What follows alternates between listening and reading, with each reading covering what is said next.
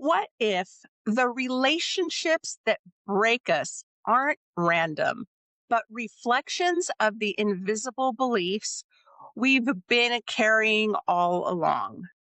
What if the way you love, who you choose, what you tolerate, and how deeply you lose yourself has less to do with chance and more to do with the hidden wiring of your identity?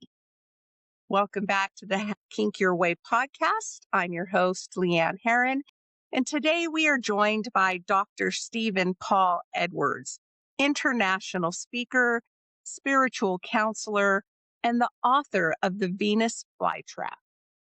Today, we explore the powerful and yet often unconscious belief system that shape our relationships, our sense of self, patterns that we can't seem to break.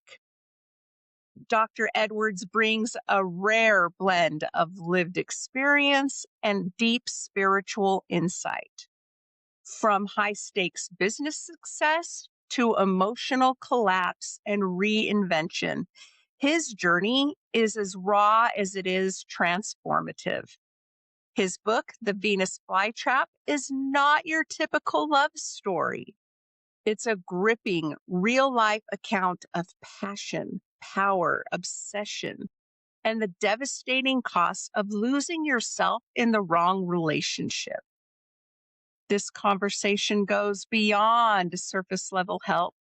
It dives into the uncomfortable truths about why we stay, why we repeat, and how we begin again.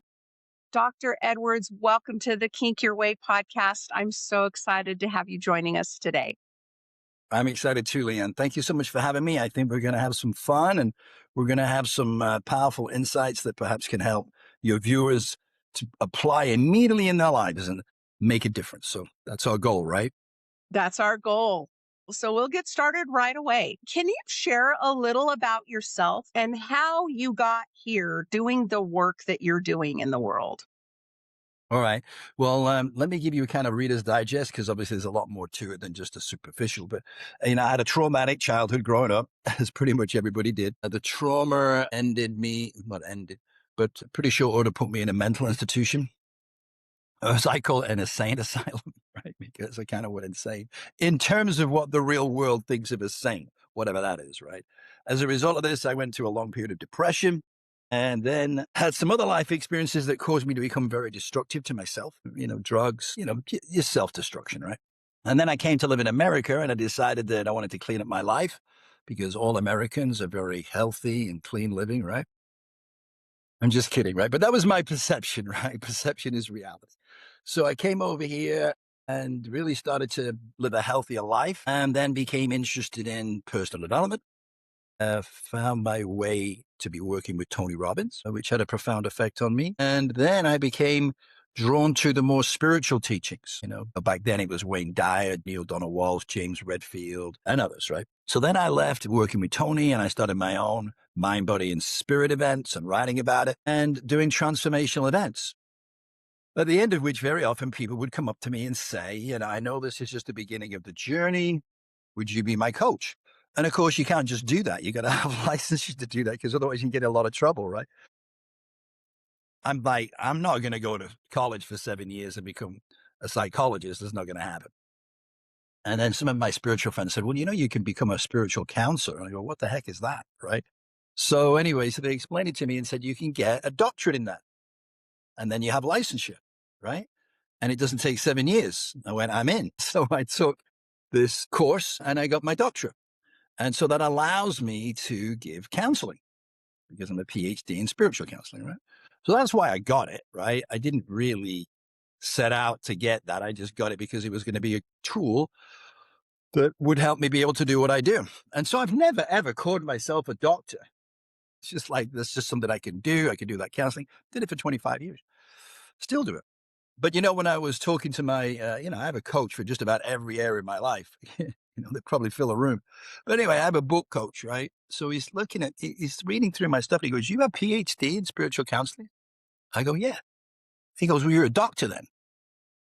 Oh, well, I never thought of it like that, really. I'm not like, you think of a doctor like a medical doctor, right?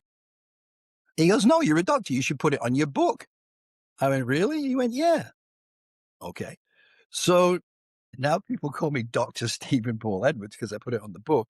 I'm still, trying to wear that jacket, as it were, because it's a little bit alien to me. But I am, and that's you have to own things, right? Sometimes which don't necessarily feel comfortable, but are true. And so, yeah, that's how I became a doctor, and that's how really things started out. So everybody has a life, whether you're a therapist, a doctor, or whatever you are, right? And whatever you might be a PhD in, right? In fact, I went on a podcast recently and it's called The Secret Lives of Therapists, right? It's basically saying they're going through their stuff too. They're not perfect, right? They're human beings that are still going through their patterns and issues in their life. What they're able to do is they're able to put those to one side when they're doing their counseling or therapy. Just as when I am on stage, my world could be falling apart. It doesn't matter. When I'm on that stage, all that stuff is gone, right? And I'm focused on the audience and what I need to share. Doesn't affect me one iota, right? And when I get off stage, it's a different story, right? So we're able to compartmentalize our lives for good or bad, right? So, however, when you're going out there and helping other people, and I'm very intense, right? So flying all over the world, 14, 16 hours a day, focused on other people. So not necessarily focused on me, right? And what I need to be working on. And so this would be the same pattern I had most of my life. I would go out, be extremely successful at something, and then I'd burn out, and I would just collapse it all. And it's almost like, when they say the material world will never make you happy, nothing will outside of yourself, right? So it was almost like you go get something, you get it, and then you look at it and you go, yeah, that's not it. Right. And so you throw that away and you go up to something else from one thing to another. Right. So I'd gone through this life of running away from myself, being successful at external things, floating it, and then reinventing myself, which is like everything. There's a silver lining and there's consequences of that. Right. So I've just moved all over the world. I've lived all over the world. And that's allowed me to recreate myself. That's the gift in it, right? Because when you live in the same place your whole life, people tend to hold you to the identity that you've always had. It becomes more difficult to shake that. People go, you're going to do that? That's not who you are, right? That's not how I've always perceived you. So in a way, it's made that easier. But then, when you're at your, say your weakest or at your lowest ebb, when you are burned out, that's when you can really start the work on yourself because your resistance isn't there. You're not fighting it anymore, right? And so you can allow things into your life that you wouldn't normally do, like this relationship, right? When I was in my flow and working out, I wouldn't have had time for this, right? But as it was, and the universe abhors a void, right? So I created this void. In steps this amazing woman, right? And I'm like, okay, let's give that some attention, right? As an escape, right? But it actually meant I couldn't escape. That she was mirroring back in me parts of myself that I'd left behind or had been afraid to own in myself. And that I needed to look at for me. I'm not saying that I was necessarily consciously aware of that in the moment, right? But later, when I was able to reflect on it, the lessons that I learned were profound. And I worked for luminaries such as, Tony Robbins, Dean Graziosi, Robert Kiyosaki. I mean, the list goes on and on. And they've had a profound effect on my life, but nothing has affected my life like this relationship. So I'm very blessed that I went through it. I definitely wouldn't want to go through it again, and I won't. But having gone through it, the rewards have been profound. Thank you so much, Stephen, for everything you shared in that and laying the groundwork for the conversation that we're going to have on relationships, why we repeat the same patterns or how we can break those patterns, figuring out our own identity along the way. And these were all things that I experienced as well throughout different relationships, early day relationships. My first one at 17, my first real, got married, had a baby, That lasted a little over a year and totally went down in flames. Went into another relationship pretty quickly, found myself repeating a lot of the same behaviors and patterns. Was in that marriage twice, divorced once, remarried, didn't learn the first time.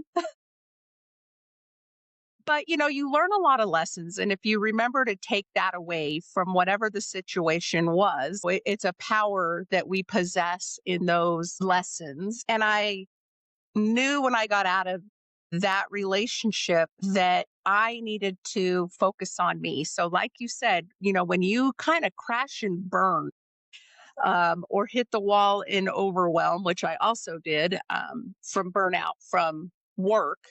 But when you start to do that work and you're looking inside, that is really where you start to ask the deep questions. You start to look at the patterns. Do you want to repeat these patterns? Do you want to do something differently? I mean, it really comes down to us and not those external relationships. I also like the one thing that you mentioned about when you switch roles, switch careers, switch locations. If you don't, you truly are held to that identity. And I've lived here in New Mexico pretty much my entire life. And you think that those things are going to be strong, that I, people know you, they've known me my whole life. But when you make those major changes, it doesn't always work that way. So it was fine when I changed from accounting to legal because in between I had the education that backed that up.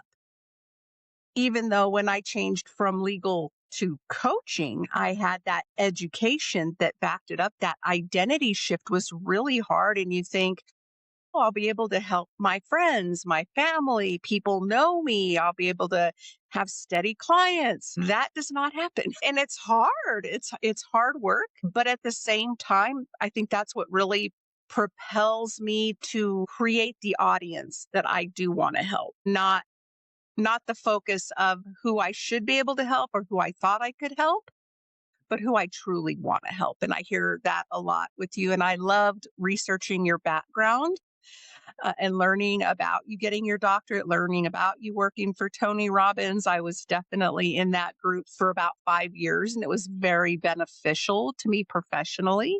So, yeah, thank you for everything you shared. Oh, you're welcome. Yeah, all the things that you're saying, I'm relating to too. You married the same guy twice. I was married 4 times, right? So I beat you. I'm just kidding, right? But my point is, I was repeating the same pattern.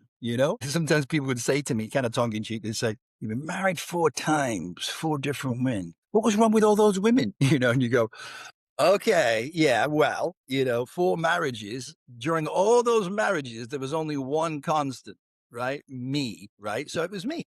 And I was creating those same patterns over and over again. And so now I say to people, listen, you don't have a relationship problem, you have a pattern problem, right? And as you said, if you understand that, take responsibility, right? Because that's what you're doing, taking responsibility and accountability. And that's the process, right? Because people will say, listen, I've got evidence he did this. Yeah. She definitely did that. Maybe you do, but you brought it into your life, right? First of all, on an earthly level, nobody forced you to be in that relationship with them, number one. Number two, you're an energetic being. You're electromagnetic energy, and you draw people, circumstances into your life, whether you realize it consciously or not. So you did it, right? So if you can accept that you created it, now we can work on how to heal it, right? Instead of saying, oh, she did this to me, he did this to me, which gives you a wound and it makes you a victim. And you're not going anywhere.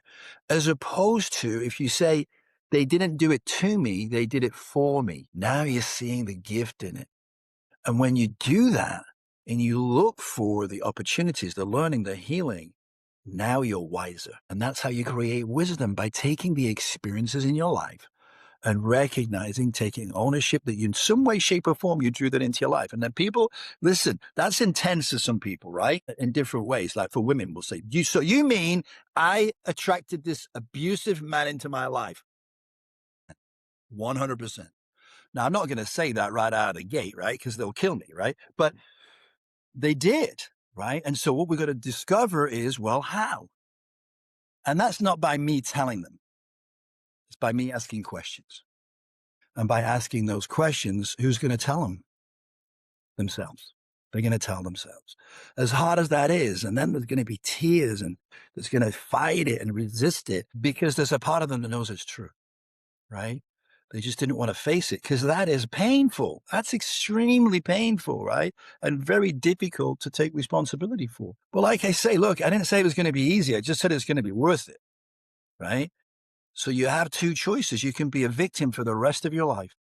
You can be angry at him or her for the rest of your life. Or you could see them in a different way. You could see them as a spirit, as a soul that came into this life for you, not to hurt you, but to help you. And once you recognize that they're doing it for you, it changes everything. Not only that you're not a victim anymore, but you'll see them in a different way and everything changes. A belief can change everything. That one belief changed my life. Now, not just being able to say it, but actually living it. And when the most traumatic thing is happening to you, or it seems that way, it's not easy to say it's happening for you. It's all well and good when everything's going your way. Yeah, this is happening for me for sure, right? Just won $1 million in the lottery. Yeah, that's happening for me, right? Definitely. But when it's the most difficult, traumatic thing in your life, it's another story. And even though you might believe it, the gift in it isn't going to appear instantly. You're going to have to really work on it. You're going to have to really dig deep to get that gift out of it. So let me give you a quick example here so people know I mean it. And this isn't a big deal, right? This isn't about it. It's not about physical abuse, but it is about mental abuse, right? So what happened was in this tumultuous relationship, which, you've read about, it really is insanity, right? Between the two of us. We're both very controlling, very opinionated, coming from very similar backgrounds. I was in an asylum at 16. She was in an asylum at 16. Both had issues with our fathers. So we were really well matched, right? In a lot of ways. But also on the other side of it, there was, when I say you bring these two powerful individuals together, they were used to getting their own way, doing whatever they want to do, getting whatever they want. Then that is either the recipe for a really good relationship or nuclear destruction. You decide, right? So it was very volatile, right? So we broke up many times and we were in a breakup. So anyway, she's gone off somewhere on a binge, stolen my car, all this stuff, which she did on a regular basis. And I was at the point where I didn't really care, right? She was going to come back at some point, right? So I was traveling 4 days a week. And I'd had to go on a speaking assignment, right? So, and she knew that. So she came back to the house. I know it was like 1 o'clock in the morning, right? And so she broke in, right? Set the alarm off in the house, right? So this was during a period where there'd been some incidents in the neighborhood where the police had been a little slow to react. So the director of the community called out the police chief and chewed him out, right? Said, we've paid all these taxes. You need to do better, whatever. So he's like, didn't like being chewed out, right? Number one. So then she sets off this alarm, which goes to the police station, the sheriff's department. Right? And so they say, right, let's get in there and let's show them how hot we can come in, right? So they came in with like 6 squad cars, 2 SUVs, and the dogs. And they let the dogs out in all these people's gardens. The lights are going. I mean, the whole neighborhood was lit up and dogs are barking. People are scared, scared out of their mind. What the hell is going on, right? So anyway, that's going on, which I had to pay the price for later. But then they call me. The police call me, right?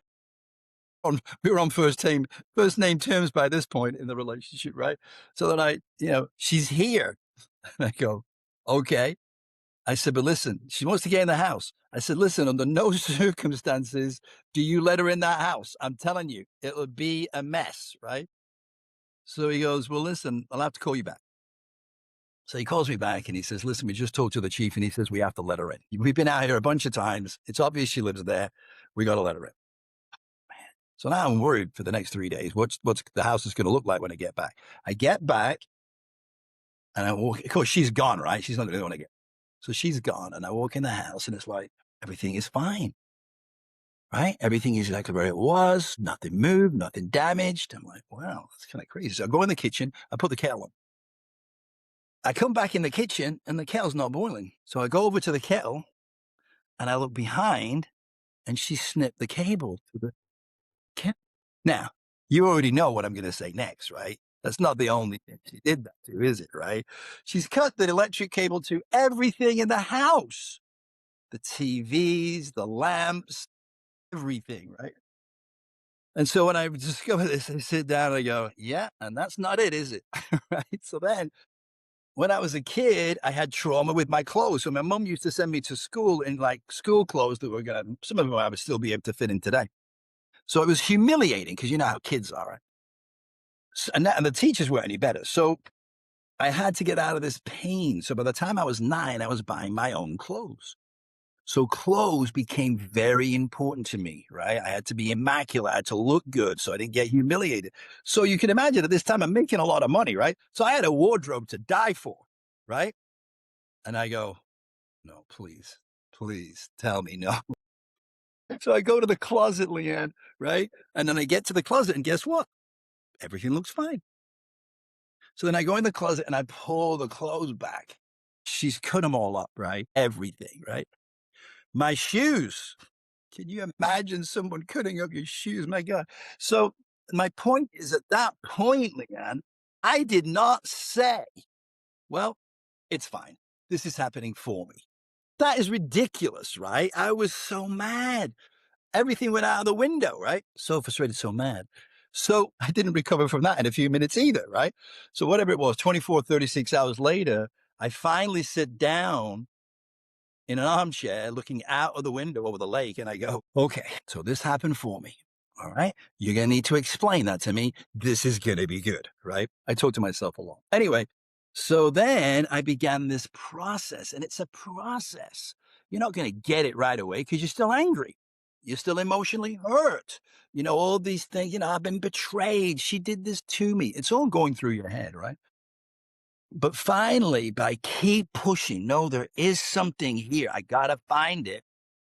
Boom. At one point, the light bulb goes off. Attachment. I was attached to those clothes. I believe that those clothes were part of my identity, which when you say it out loud and you really think, you go, that's so stupid, right? But that was my belief, right?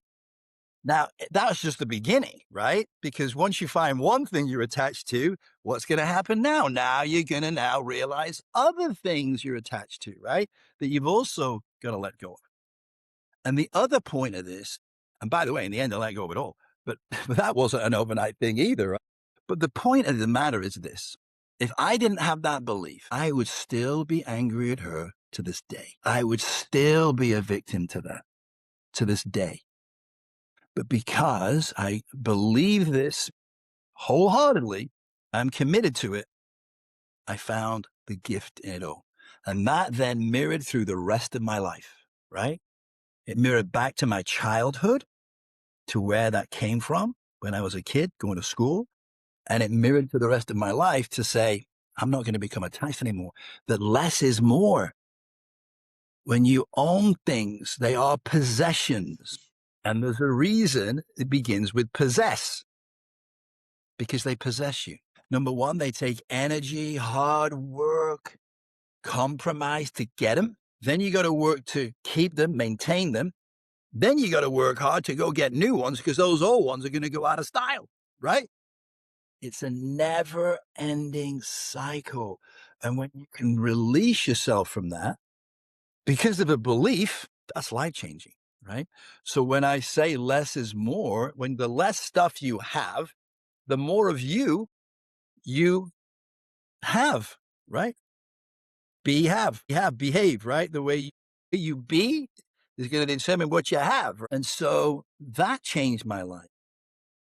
But I don't have to have all those things to create an illusion of identity. Well, this is who I am. I got a mansion. I've got millions. Who freaking cares, right? Who cares, right? And what are you doing with it? Not much, because I got to keep maintaining it, and I got to keep getting new stuff, and I got to, work my butt off to get it.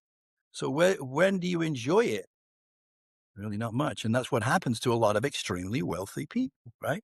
They really don't enjoy it because they don't have time, because they're busy making more money to get bigger things so they can be a bigger person in a world that really doesn't care. So, one belief, major life change, and gave me a different perception of what was going on. Now, I'm not saying that I got that in every situation, because there were some pretty destructive things that went on. And I was constantly giving myself away, Leann, right? I stopped doing the things that made me who I am, because my own low self esteem, right? My own thinking that I got to keep her, because if I don't, I'm never going to meet another one like this in my life, and so on and so forth, right? And so, usually in a toxic relationship, there's a giver and a receiver, right? And as you give, you can never give enough. There's never going to be enough for the receiver to get to fill their hole, to fill their void. And you're never going to be able to give enough to get them to love you, right? So, where does that come from? From my childhood, right? Comes from my childhood. Why? Because I never felt love from my mother or my father. Definitely not my father, and not really from my mother.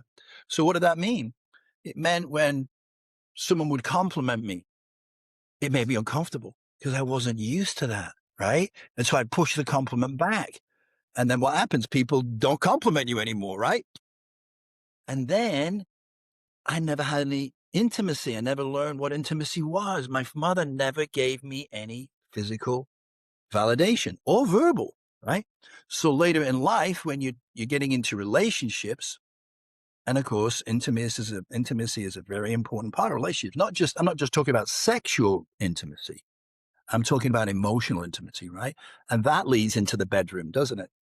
Right? If you're not getting that emotional intensity, you're not going to be able to be sexually intimate, right? These are just realities that most people have no idea. And so only by going through those experiences and really going deep into my childhood could I become aware of them. And so that's why I didn't plan this when I wrote the book either. But, I've had years and years of experience counseling and personal development, but it wasn't until I wrote the book and people are reading it and saying, I see myself in that. And I'm going, maybe there's other people that do too. And maybe I could take all the experience I have in the other genre, bring it to the content and the messages and lessons that I learned from this experience, and help people not have to go through the same thing. As you said, I saw myself in every detail that you were talking about. Every detail. And I think my favorite, and I wrote it really big on my notes, was less is more. That attachment to things and that struggle with it being part of your identity. When I got out of my 20-year marriage, it was the first time in my life that I had ever lived alone, because I went from being a kid living at home with my parents to my first marriage at 17, back to living at home with my parents, to married to my second husband, who I married twice. And I had never lived alone. I had never went to college and lived in a Yeah. dorm room. I had never had my own apartment. I had always had this identity. I was a child of abuse. I was a child of sexual abuse. I was an adult child, forced to early adulthood at the age of 10 and 11, responsible for the family, the caregiver, the people pleaser, the person that walked on eggshells just to survive. But Yeah. missing that intimacy. I was adopted. I was in an orphanage for like 3 months prior to being adopted. So I had all these attachment disorders, definitely for sure. And I always looked at them like abandonment was the big word that I could attach to it. I was abandoned. Then my parents eventually got divorced and my dad left. Again, that abandonment. In my second marriage, my husband had an affair and he left. Again, abandonment. I mean, it was just like this repeated pattern of abandonment. But here I am alone for the first time. keys in hands to my brand new apartment, open the door, and I am just frozen in this, who am I? How do I even decorate this space? Because I had lived a lifetime of living in a home that was everyone else's collections of things, Mhm. whether it was my children or my partner or my mother. I remember being a kid, and for my mother's generation, they always wanted to, like, it was me and my brother. So I had one sibling. And so they wanted us to write our names on the back of like pictures and furniture. So when I die, you'll know that's yours. And when you're a kid, you see it differently than when you're an adult and you're going, "Oh my God, I don't want a single piece of that crap in my Exactly. future." But, this identity, standing in this apartment, I was like, "Who am I?" I'm Yeah. At that time, my whole life shifted. So I had left my career. I had gotten out of my marriage. My kids were grown and off lifing. And it was like, who am I? I'm not a corporate woman. I'm not a wife. I'm not a mother. Yes, I will always be a mother. But in this instance, decorating my space, I wasn't decorating it or having a spare bedroom so that if my kids came and spent time with me, but it was very 100% attached to identity. And that hits you at your core, at your soul. And so for myself, I looked at each one of those things as lessons, like you discussed, but as open doors. Like, Mhm. this happened, but this opened the door to my next journey, to my next adventure, to my next life. And it came with it knowledge, experience, wisdom, heartbreak, love. It had it all. And so you have to take all of it as wisdom into your next phase of life. And so, like I said, I was resonating with everything you were talking about. Oh, wow. Yeah. Well, you know, when you hear somebody else sharing, you really see the value of it. Like the fact that you would talk about your abuse, which now, there's women out there going, really? You can talk about it and it's okay, right? Out in the world, that makes them feel like they can too, right? That it's nothing to be ashamed of, right? That's powerful. Talking about you relating to my trauma, and then neither of us, I mean, I know you talked about it before, and I have before too, but it makes you feel like you're connected, that you're not alone, right? And so many people feel they're alone with all this stuff, right? They're the only ones. I mean, as a kid, and I say to people, I went through trauma just as you did, right? So we all did, right? We all went through some trauma. And, then people say, well, my trauma was worse than yours. Well, probably, but it doesn't really matter, right? What matters is how you felt, right?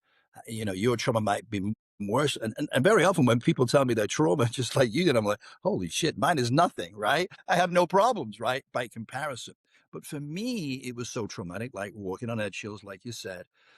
I had to bang my head on my pillow until I was exhausted before I could go to sleep. That's how much anger and frustration by being controlled, feeling like I couldn't move. I felt like I had a straitjacket on, right?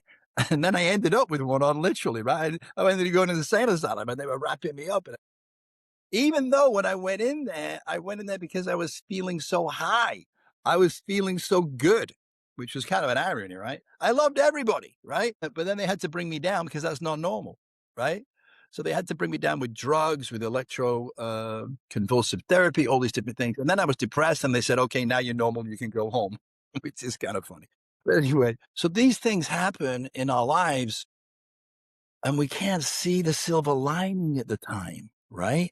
So the mental illness thing gave me all kinds of gifts in my life. But I'll give you another example, right? So when I was a kid, this is just about every boy's nightmare, right? So we're out playing soccer, and in England, whether it was rain, snow, or shine, you were going outside, right? It didn't matter what the weather was, right? So it's pouring with rain, as it always does in England. It's freezing cold. And the soccer pitch is like a mud bath, right? Which is kind of fun, right? So we had it all, we're just covered in mud. We go to the showers, and there's always going to be one kid that everybody picks on and says, "You got a small dick," right? I was that kid, right?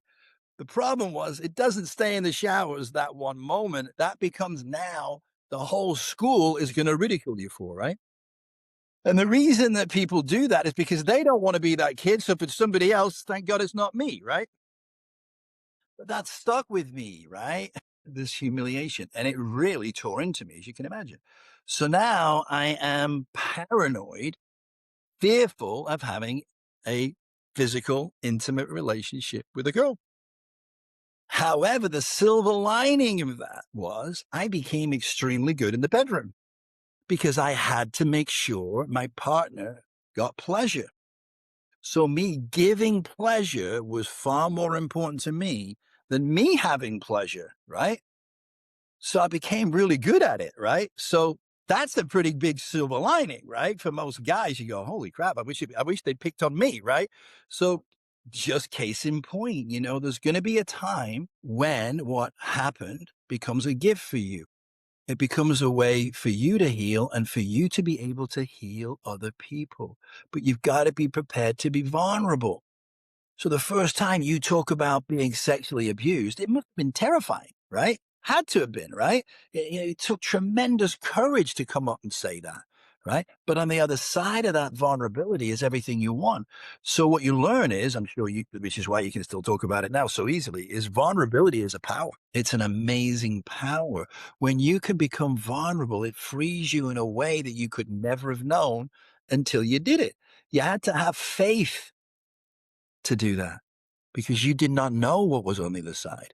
You didn't know that you were going to be able to help so many people, so many women by sharing your experience. And the only way you could do that was from being vulnerable. So I learned that, which is why I was able to put everything I told you and more in the book, right? That's vulnerable, right? That's like at a different level. So and then what would happen is with you, right? People would be, "Oh my God, I can remember those kind of things. This happened to me, that happened to me," or I can see myself in the story, which is gratifying, isn't it? It's like, I did it and I'm getting really good feedback from doing that and I'm helping people, right? Absolutely. Absolutely. When I first started my coaching program, that is the one thing that they told us not to do. Right. Yeah. You're just supposed to listen, active listening. You're not supposed to share your story. So true. Yeah. And I couldn't relate to that. I was like, my purpose here is to help you not feel alone, to Yeah. show you that I've been through X, Y, and Z. I've struggled. I went through intimacy. I went through bankruptcy. I went through physical abuse, emotional abuse, sexual abuse. I went through multiple divorces. I had to change careers. All of these things go to show somebody else that there is life on the other side. You can take these things as powerful lessons. You can see that you're not alone because I'm sharing with you my deepest wounds so that you can give somebody that permission to say those things out loud. And every time I share a little bit more of my story with a podcast guest, when we get to the end, they're like, my God, I never knew somebody else experienced this because of their Yeah. parents, or experienced this because of a teacher, or experienced this in their marriage. And so I do it in a way to empower others Mhm.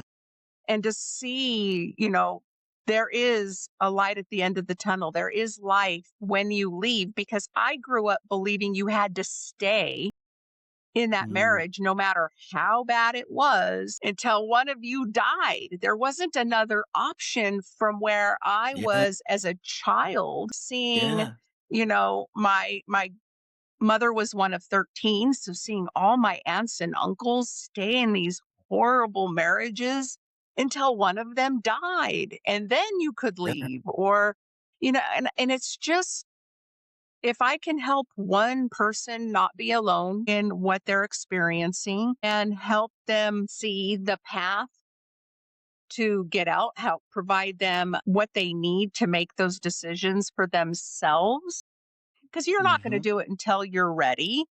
But sometimes you don't even know what's out there to help you be ready because you've lived in fear or whatever for so long. And so, yeah, if we can do that for another person, and just help them walk that path, be there beside them, show them examples, show them what's available, then I'm doing Yeah, what I'm meant to do in this lifetime. yeah. And at the same time, you're breaking down these paradigms that doctors and therapists have to be emotionally detached. I'm trying to think of the name of the movie, and you're going to help me here now. Patch Adams. Do you remember the movie Patch Adams with Robin Williams, right? And all the doctors said, you can't get emotional, you can't get involved with your patients. And he did. And he was so much better because he was sharing with them reality, being real, right? And being emotionally involved with them. And I really believe, as I know you do, that that is so much more powerful than trying to sit back in an armchair and, take notes and not be able to connect with your patient, right? With your client. And I find that too, that I feel like people want someone that is relatable. I feel like people want someone who's real, that's had real life experiences, that's had experiences that may not be exactly the same as theirs, but similar, right? Because now they feel they can trust that person, that person knows to a large degree how they feel, that they have empathy with them, that they understand, and that they can then, as they have got through it, they can get through it too, right? That you're of the belief, listen, yeah, these things happen. People do these things to you. It's abusive. I'm not making that right. What I'm sharing with you, once you recognize it in some way, shape, or form, that it can benefit you, and we find what that is, then you're not going to feel like a victim anymore, right? You're going to feel empowered by it, you know? I was just talking to a lady the other day who was telling me about, I think it was her aunt in Northern Ireland, right? So, her daughter had taken a life using suicide, which apparently is the right way to say it today. Right? Young girl, right? And as a mother, how do you make sense of that, right? That's awful. And obviously, her mother's taking that on herself. How could I have not known? How could I have not seen it? All these things, which is awful. But finally, she decided that she was going to create a foundation in the name of her daughter to make sure that young people had a place to go, not just by calling, but they could actually go to this physical place and get help, support, empathy, understanding. And I think it's like they saved 15,000. So there was a silver lining. Her daughter gave her life to save thousands of very different perception now, right? And the foundation is in her name. So she'll never be forgotten. Thank you for sharing that because we don't always think about the impact that we can make in somebody else's life by sharing our story. Yeah. When we live in this container of fear about the sharing of the story, Yeah. me sharing what happened to me as a child, that was a journey that was really difficult. And it's one I like to explain to people when they talk about the importance of journaling through your healing journey. And journaling is one particular place that I have always struggled with because as a child, because my parents both cheated on each other, there was a lack of trust in the household. And so and the lack of trust wasn't just between them. It flowed down to me and my brother because then they thought, well, what if our children go at the time we were both going to a private Catholic school? What if they talk to a nun or the priest or the principal? What if they tell them what's going on inside our four walls? And they were portraying themselves as the good Catholic, perfect parents, family, all these things. So they had this exterior image that they were putting out. But inside our four walls, it wasn't that. And even when we got out of private Catholic school and went to public school, they still had this great fear that we were going to share what was happening. And that was for me the age where girls, more than boys, girls wrote notes to each other. And so my mom would literally search me before I would leave for Mhm. school in the morning to make sure that I wasn't taking some evidence out of the house that somebody else was going to see. And so, that carried through my whole life. And so when I started going through my healing journey and they were talking about the importance of journaling and writing your story down, I couldn't put pen to paper because I lived in that fear of what happens when news gets back to my mother Yeah. when she finds out that I have now shared her story. Same thing with some betrayal trauma that I experienced that caused me to leave the legal field. It was very particular against my boss. And when I first started sharing that story, it was like, what if he comes after me for libel or slander or whatever. And I finally just kind of hit this point where it was like, you know what, if you don't want people to talk about you, be a better person. Don't be an asshole. Be a better person. Be who you want people to think you are and not who you really are. And so I stopped fearing what happens if, and just said, you know what, this is my experience. This is my story to share. And if it helps one other person, then I have achieved what I need to do. So I love, That one other person could have been you. mhm. I never You had had somebody show me that door. Yeah, yeah. Beautiful, man. Beautiful. Yeah, it's powerful stuff, right? And going back to what I said before about people holding you in an identity. My friend from England came over to the United States, stayed with me, and we were walking on the beach. And I think it was fairly recently that I'd been to see Tony Robbins. And while I was there, I said, I'm going to do that. Maybe not as good as him, but I'm going to do it, right?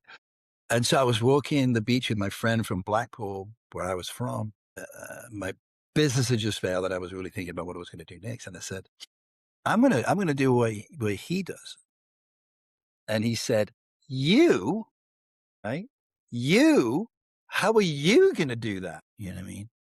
That's how powerful your identity can be, because who I was when I lived there was not who I was then, right? I had changed already. So people do hold you to where they think you should be. And it's easier to not have to do that when you put some space between you. But even to this day, I mean, the people that I knew when I was growing up that I'm still in touch with, right? They think I'm the same person, right? That I was back then. It's so weird. So, and also going back to what you said at the beginning is it's patterns, it's inside of us. It's not external. The answers are already here inside of us, right? And when we look in there, we find ourselves, right? And we find what's blocking us and the patterns that have been prevalent since we were children. It's just a shame that nobody taught us that when we were kids. Or maybe it isn't, right? Because you have to go through things to build resilience. We're not born with resilience. Resilience is something we experience by picking ourselves up and going again, right? And there's going to be some pain. There's pain in birth, right? When a woman gives birth to a child, it's painful, right? But that painful is also bonding. It's part of the bonding experience, right? But we have to go through that. And to me, as a guy, you go, holy hell. And then some women go through that multiple times, right? You think, I've done it once, I'm not doing it again, right? But they do. They do, how extraordinary is that? Or inspiring. But I mean, you better tell me than anybody, but I think women recognize that pain can be healing and pain can be bonding, right? It can bond you. But you just got to be careful that you don't have trauma bonding, right? Which also happens to people, right? That they bond somebody with trauma because they think that's part of the bonding experience. But yeah, everything has, what would you say, a positive and a negative to it. But even on the other side of a negative is a positive. Absolutely. And we have both shared some very powerful, personal, vulnerable stories about how we have rebuilt our identity. How do you go about coaching somebody in rebuilding their identity after losing everything? Yeah. It's a great question. And I know you know the answer to this too. It's a process, and you're meeting people who are very, I think of it this way. So we're born into a reality that we're going to go through experiences. In our natural essence, in our spiritual essence, we're all fully enlightened. Every one of us is fully enlightened, right? So we come into this experience having forgotten that. Because otherwise, if you don't forget that, you can't have an experience, right? So we come in and we're all at different stages of the journey home, right? And that's why I've just written a book called Welcome Home. So we go through all these experiences, many of which are painful, as we open up to who we really are. And then I think part of our learning or growing is to recognize someone that's just not quite as far around the circle yet, that is reaching out and needs a helping hand. And so you help them, and then you've got someone here who can help you. Circle of life, right?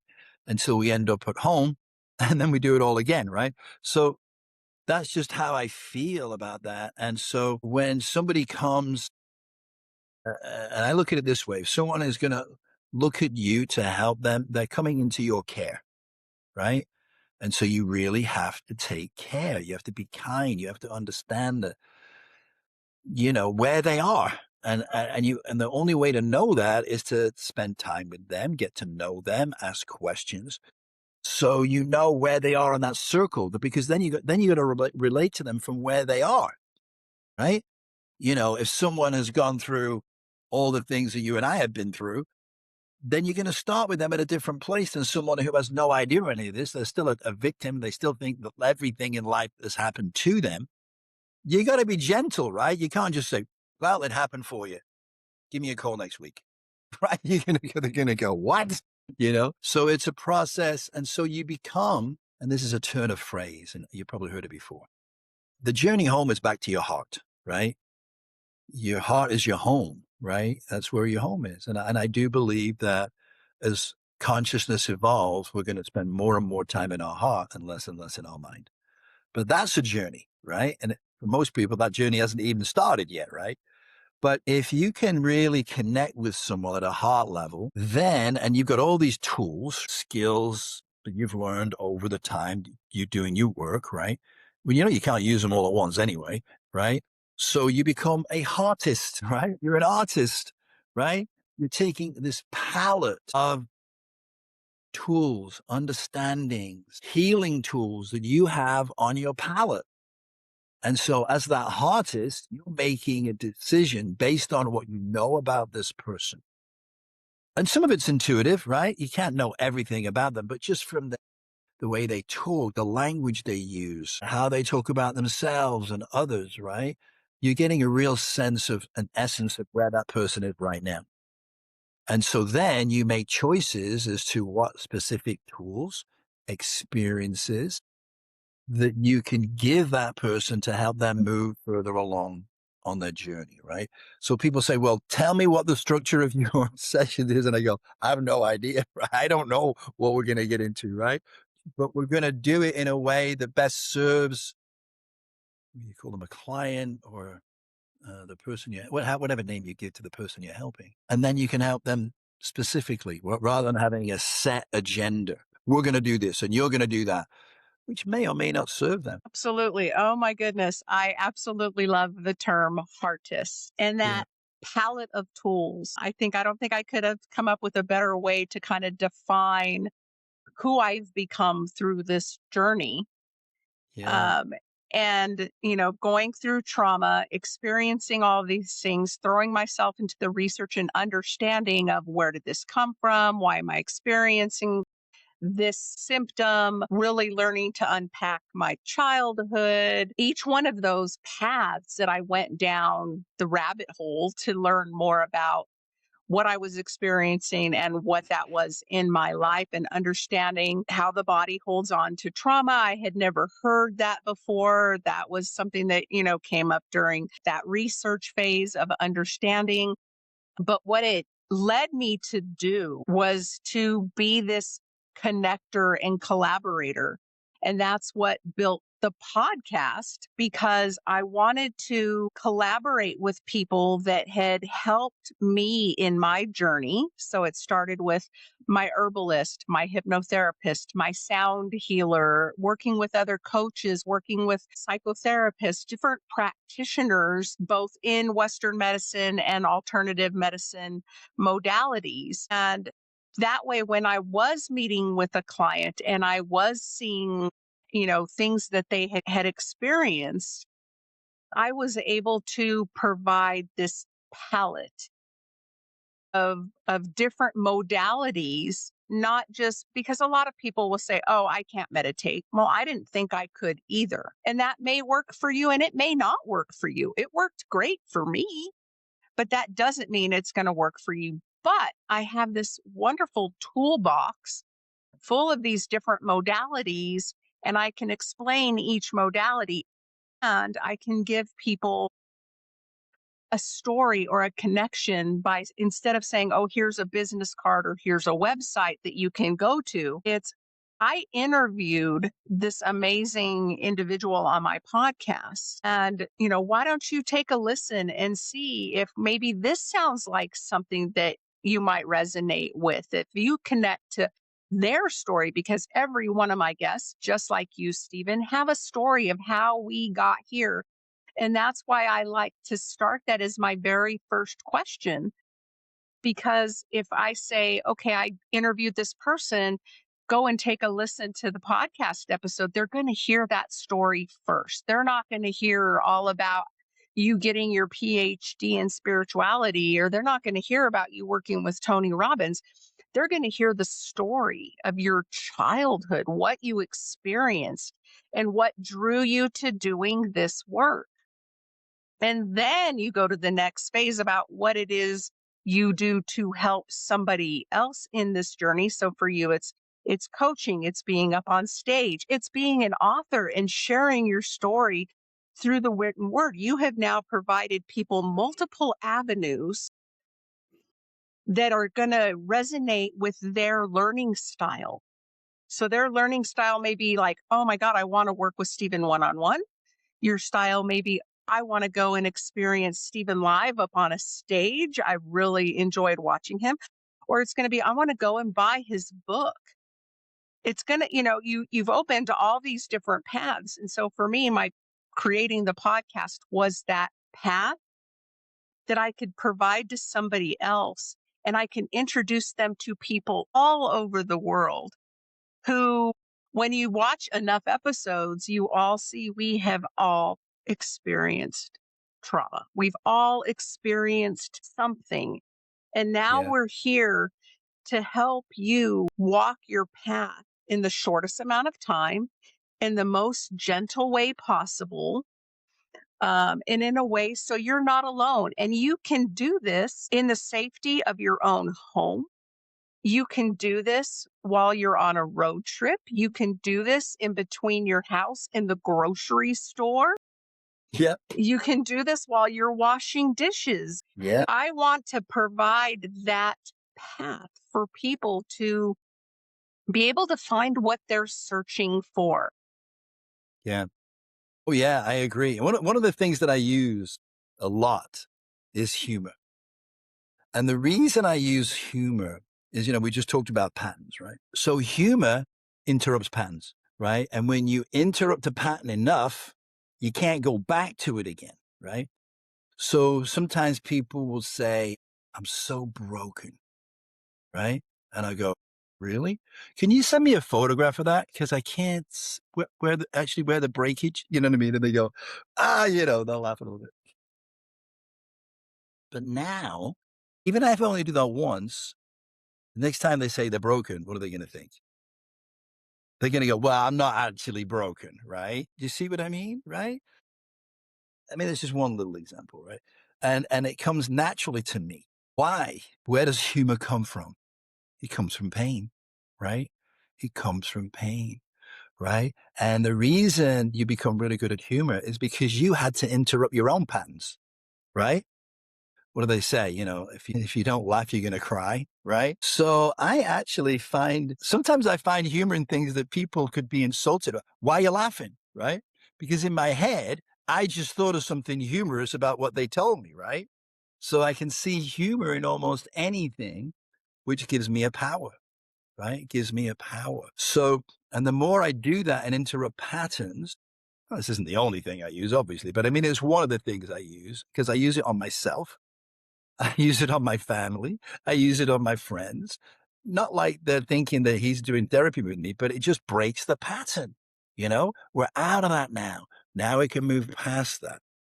So that's one of the tools that I use and I enjoy using because I love laughing, right? And sometimes the more difficult and tragic it is, the better humor can be and the more powerful humor can be, right? Because what we don't want to do is leave people stuck in a downward spiral, right? We got to bring them out for that, right? And so humor can very often do that. And it's not like something I'm trying to do. It just becomes natural, right? It just happens, usually at the right time. No, can happen at the wrong time, but it usually happens at the right time.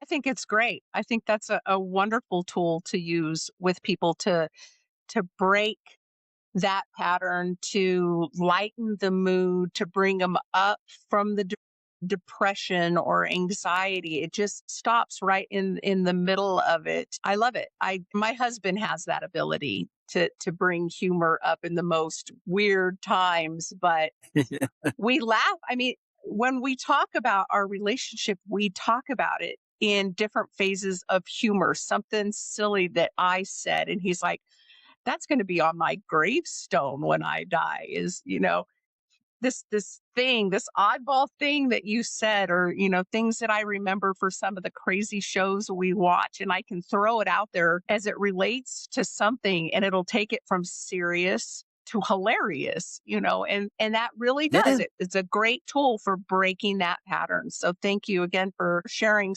another valuable lesson that people can take with them, in finding that silver lining, or in finding that door, or finding that path, or finding that possibility.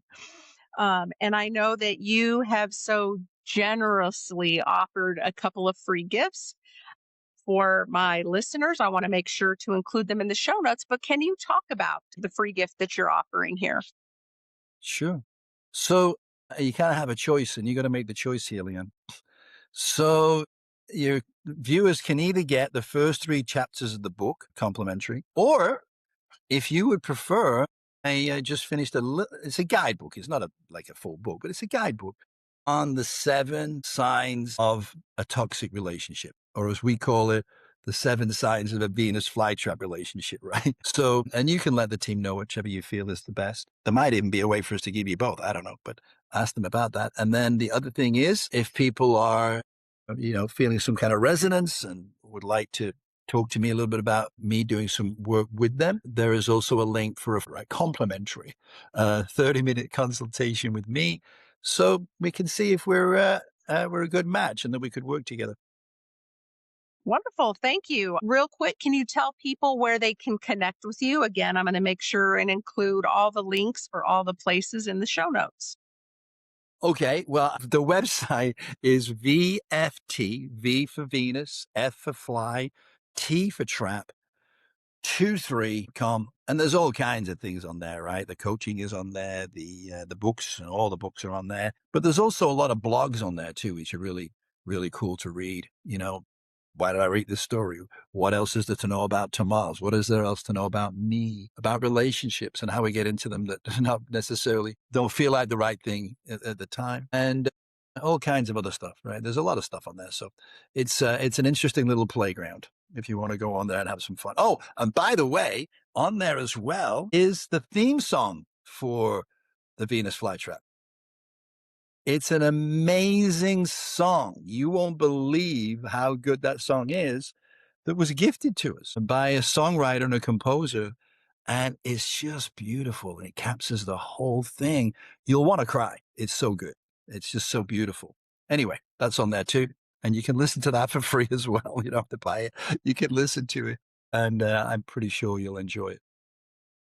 For our listeners, if you have ever questioned your patterns in love, if you have ever felt the pull between desire and destruction, or if you're ready to understand the deeper why behind your choices, this episode will meet you there. Stephen reminds us that awareness is where transformation begins. When we expose beliefs running beneath the surface, that's when we can really reclaim and connect with the power that we do possess. Because sometimes the most important relationship is you rebuilding the one you have with yourself.